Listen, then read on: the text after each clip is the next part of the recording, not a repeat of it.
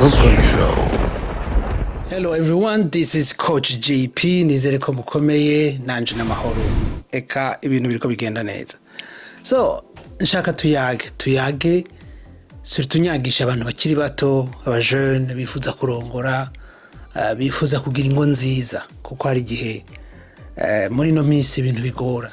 Icambere kigoye sometimes ni uko abajeune bakiri bato bagomba kugira mariage badafise repère. Ico ni cambere. Hama ikindi nuko aussi abantu bakuze batabwira abakiri bato ingene ibintu bigenda cyangwa n'igituma uhitamwe umuntu. Hari umuntu yigeze kuvuga ati abajeune bubu barashoboye mugabo batama nabo ntibashaka kubabwira ibintu ingene bimeze. No kuvuga ko hari akantu ka droit d'aînesse kahari gasanzweho mu mico y'iwacu gatuma abajeune bakiri bato batagenda kubaza batama ibintu bimeze gute parce que ukura bakubwira ati genda hari arika kugumana n'abakuze. Ugasanga no kubaza ikibazo n'ibintu bikugora, no kubaza ikintu wumva ushaka wanashaka kiri compliqué nta muntu numwe kikobarira. C'est ça le problème. Kuko hariho droit d'aînesse ijana muri sense yo gutinya. Rero ngaha nje kubabwira nk'abajeune bagomba gucagura ndababaze cyangwa ndabereke ibintu uteza kuraba uteza no kwiyumvira imbere yuko utora uwo mwubakana. No bashoka ikirambisha mariage ntabwo ari urukundo. No, ntabwo ari urukundo na gato. Ni caractère yawe. Nico ntabwo ari amahera, ntabwo ari urukundo. No. Ni ingene umeze. Kandi ingene umeze n'ibintu umuntu agenda arabona uko iminsi igenda. None wumva igikomeye ni ikihe? Nico uzoza urabona chaque jour. Kwera urukundo rurabaho rugatinda rukaba stable. Ukistabiliza ibintu ukabibona ibisanzwe. C'est comme ça niko bimeze imyaka. Kubera ikimvuga ibi bintu. Icambere je ndakuze. Mbona ndakuze iyo umaze kurenza imyaka 50 ubukuze. Cyo ni cambere kimpa experience. Ikindi cha kabiri maze imyaka 22 nubatse. Murumva ko atari mikenya. Ica gatatu ubuzima umuntu acamwo muha experience. Nibaza ko umwe wese afite ubuzima yaciyemo ariko nari ndafite ubwo naciyemo atari buke butuma nshobora gutahura ingene abantu tubaho, ingene abantu tureagisa kuko on réagit par rapport au stimulus tuhabwa n'abandi. Muri izo reaction rero tugira cyangwa muri aho duhura n'abandi hava ibikomere byinshi. Ibyo bikomere bire influence cyane gutora uwo mubakanye kuko ni nko uwo muntu aje kugufasha gutora ibikomere byawe. Kenshi rero utabizi abana birakukubita kabisa bikakonona n'urugo ntirugende neza. Oui, parce que le passé et les blessures émotionnelles peuvent influencer fortement gauche le choix d'un conjoint. Hari ama facteurs menshi rero umuntu uraba. C'est-à-dire rero kugira uje kuresha ifo kubanza ukimenya. Mbebasha jemeze gute? Mbebasha jewe ibintu byifashe gute? Franchement meze neza. Est-ce que namahoro urumva kumviriza ko nawewe ko uba umeze neza? No kuvuga ko ubanza kwimenya, ubanza kumenya uti jewe nduyo. Rero ngira ndabahe ibintu bituma ushobora kumenya uriwe facilement parce que biba bikwiye kubimenya. Moi je pense biba bikwiye kubimenya kuko hari bikomere byinshi mu kuri ino si kabisa. Byinshi bitera ingorane kandi rero biranyegeje. Alors hari icyo no kugira nti aho wakuriye no kuvuga la manière dont tu as vécu avec les parents, les proches, ça peut influencer cyane ingene utora umukonjo. Reka rero ndabahakarorero gashinda reka je nivuge gatabonye. Je sinashoboye kubana n'abavyeyi b'amaraso bamvyaye. No kuvuga ko narabifuza simbabone aho nshakiye. Surtout rero nk'iyo umumama ko je ntora umuntu w'umukobwa tuzobana. Nuvuga ko nteza kuraba ingene umuntu w'umukobwa ameze ariko ko umuntu w'umukobwa ubuzi neza aba ari mama wawe mu gihe rero utamuzi neza cyangwa ngo urenga ku kazi yo kumumenya ni ukuvuga ko uba ufise l'idéal d'une mère wari wese rero nari mfise l'idéal d'une mama nkibona aho twubakanye namubonye ari kumwe n'abana babiri abana b'inshuti mbona ingene ariko arabafata neza samaforo epate telemaka niho byahereye no kuvuga ko nari ngiye gukombla nabona nti ujya mu ntazomfatira abana banje neza cyari icyambere kuko je ku mwana ibyo benshi barabitse so ico rero ni ikintu nkubwira nti nkico nico ikindi cya kabiri nari nzi ko je ndarinda ndashobora gufata risk zari zose ariko nashaka umuntu nawe aza arinda kugira dufate risk bwa en plus turi kumwe n'abana twese kuko ari gihe mufata risk mu bintu mujamwo mugaheba abana ico ni cyarimwo kandi amemta ubukini kurondera uburyo bwo kubatunga none uco bigenza gute c'est ça il me fallait une personne arinda une personne vuga nti turagwanira hamwe umva rero ubuzima nabayemwo uko nakuze sama influence yo gutora umugeni je nk'umuntu umuntu twicara tukadiskuta sindi bya bindi bya ngo umugabo niwe chef mu rugo umugabo ingingo mfashe ntivayo no turicara tukavuga rero murumva ko les blessures émotionnelles umuntu aba afise les rejets abandon trahison humiliation ou injustice bishobora gufata gose muri shwa mukonjwe rero ibyo utabizi cyangwa ngo uronka abantu babikwigisha iyo abantu bariko arabyigisha bamubyumviriza parce que ukomeze bivaho nyene ingene urayagisa bivaho nyene inguvu ufise zivaho nyene aho murantahura ni ukuvuga ko utangura kurondera tu cherches une personne cyangwa umupartenaire wawe souvent ni contraire yiwawe niba wowe wumva uri umuntu ahoze kubera petite wironka ibibazo usanga urondera umuntu nawe akerebutse agacaza kubalansa rero ntimwibaze rero ngo kujya wumva ukunda umuntu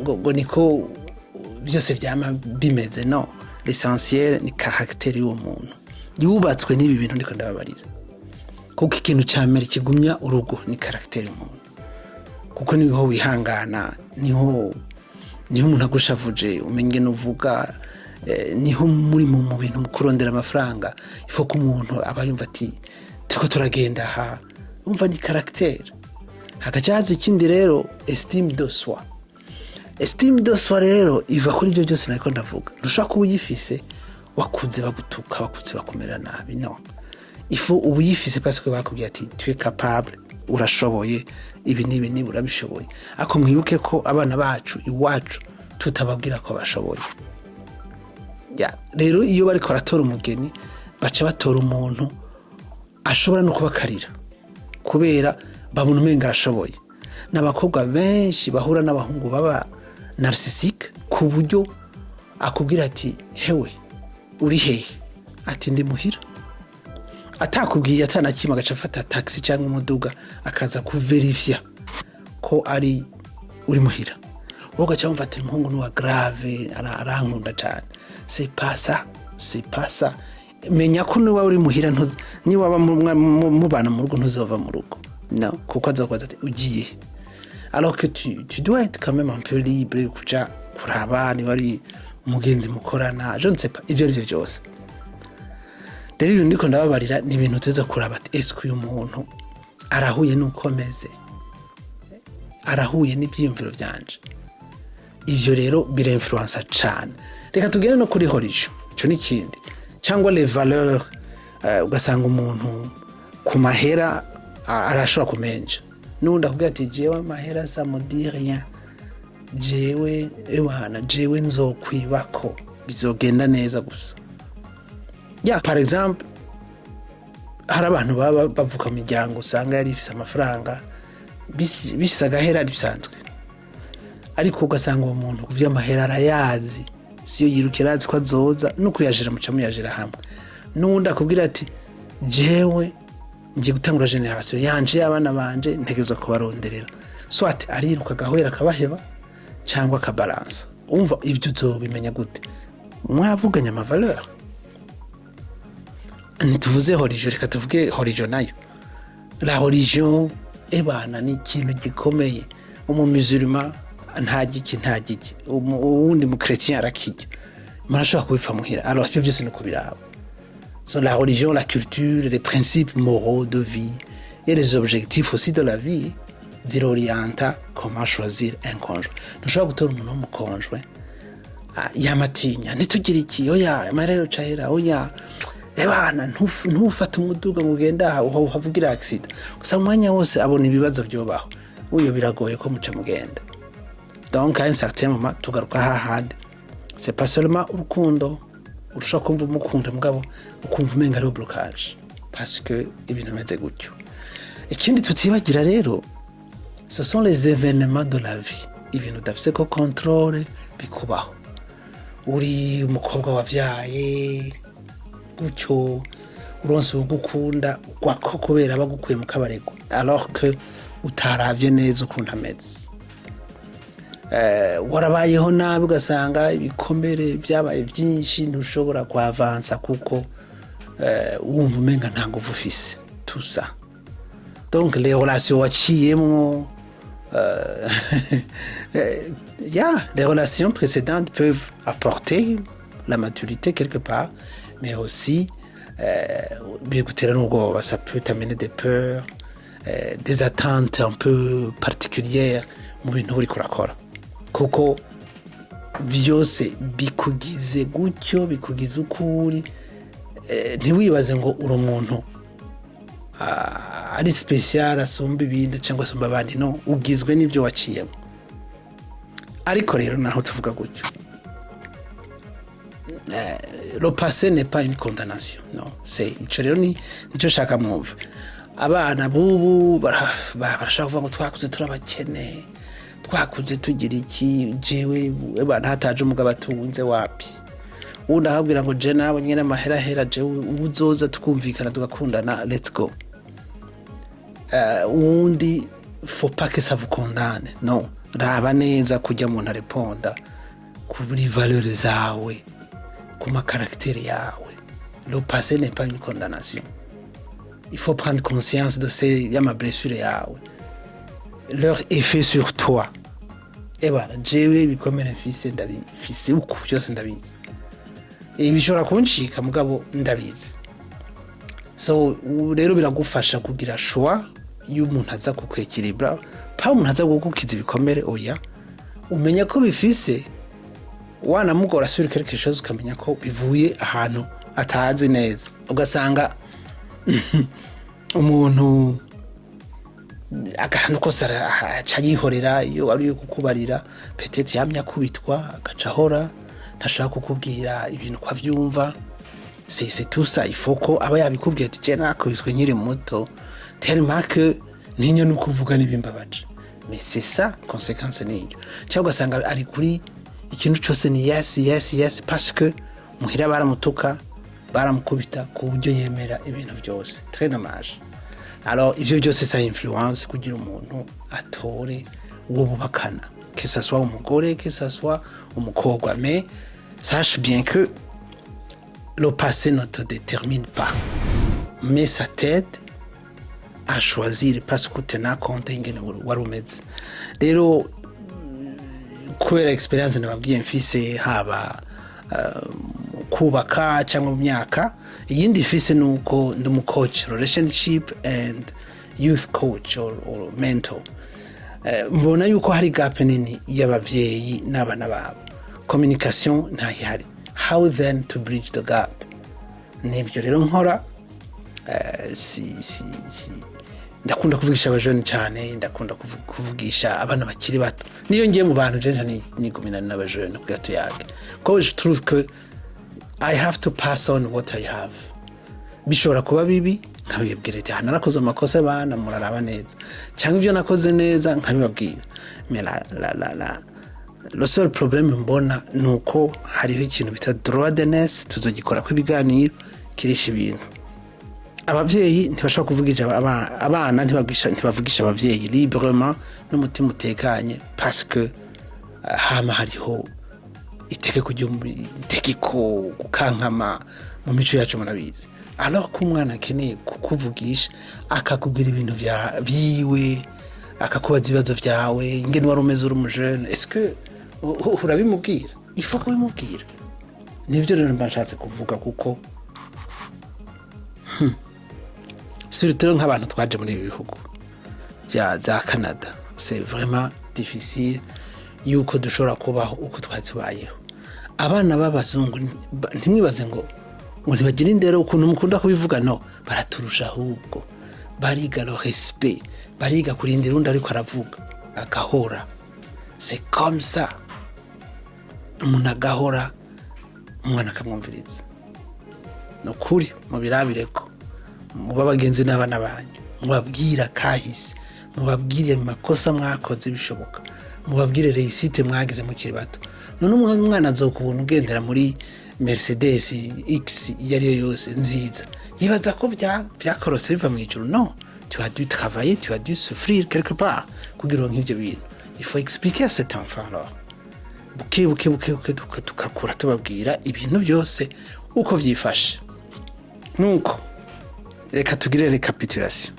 listen mariage cyangwa relationship ntiramba kubera amafaranga urukundo iramba kubera caractère zanyu nazo ziva mu byo mwahuye navyo hariho religion urazugiye muri eglise ukiri muto baraguforma caractère kaba iyo ugasanga lo passé yawe ahuca bakobaje iki les blessures zo muhira z'abavyeyi z'inshuti ibyo bintu byose bica biforma caractère yawe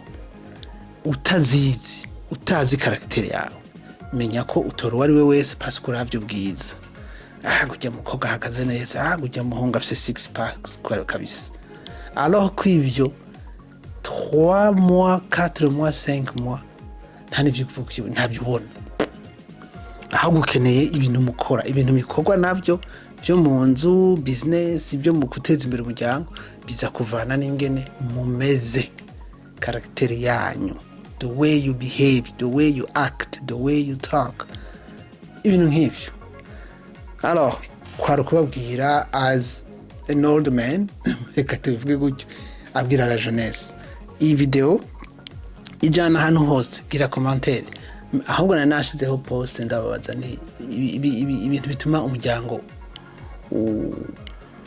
uramba couple iramba wewe wibaza ko ari iki arashira muri commentaire umbwire uti ni iki ugira uko vyumva kose hamongere partager hamongere ugire like si tu veux si tu as aimé en plus ugire subscribe kuri YouTube ni Rukundo Show kuri Facebook ni Limo TV naho utaha reka tuzosubira ukurikira nzababwira ingene ubona umuntu ko mutazobana mu mahoro ubibona kare umuntu narcissistique que ça soit une fille que ça soit une femme reka rero ndabareke murakoze naho utaha